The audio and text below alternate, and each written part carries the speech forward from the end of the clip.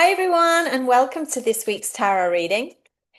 This week, I have decided to go back to the Rider-Waite-Smith original tarot deck, my old faithful. And as always, I have been shuffling with a view to pull three cards that will speak to the unfolding of our upcoming week. Let us see what the tarot has in store. Okay, I'll cut the deck. And we'll take the top three cards. Our first card will speak to this current moment, what's happening in our field right now. Our second card will look at the past influence, what brought us here. And our third card will look to the future potential. So turning our first card, okay, we got the Ten of Swords. So not the best of cards. 10 swords, all in alignment though, in the back of this person who is laying face down. Now we see that the sky is black and gloomy, and it isn't a very pleasant image. So we remember that the swords is the air element. So this is about the thinking mind. And what we want to notice here is with the swords being in alignment, it's as if we've come to a conclusion or an ending.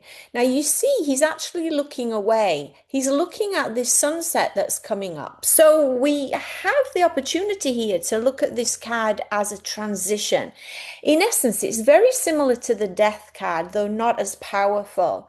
Maybe we're feeling as if we've been stabbed in the back and it's the end of the thinking of something, of that journey. We're turning the other cheek and now we're seeing a brighter future. And that's the optimism in the card. Essentially, not the best card, but we can look at it with a positive view. Let's see where it came from. Okay, well, it came from the Page of Swords. Now, remember, the page is a court card, and this can represent our own energy or someone else that's in our field.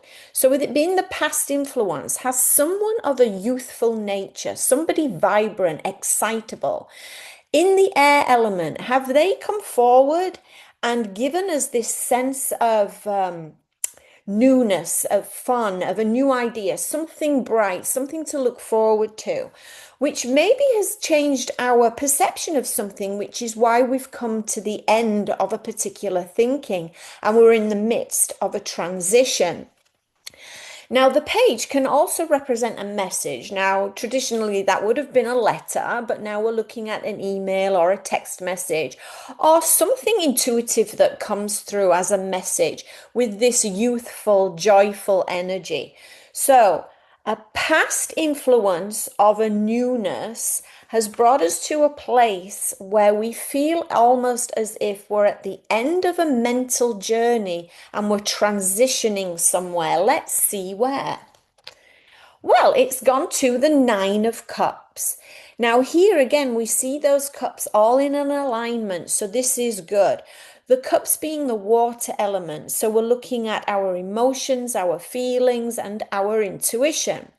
We see a guy here sitting on a wooden bench with his arms folded, and he's looking very pleased with himself because all of his cups are in alignment. And he knows as the number 9, it's almost at the end of the journey.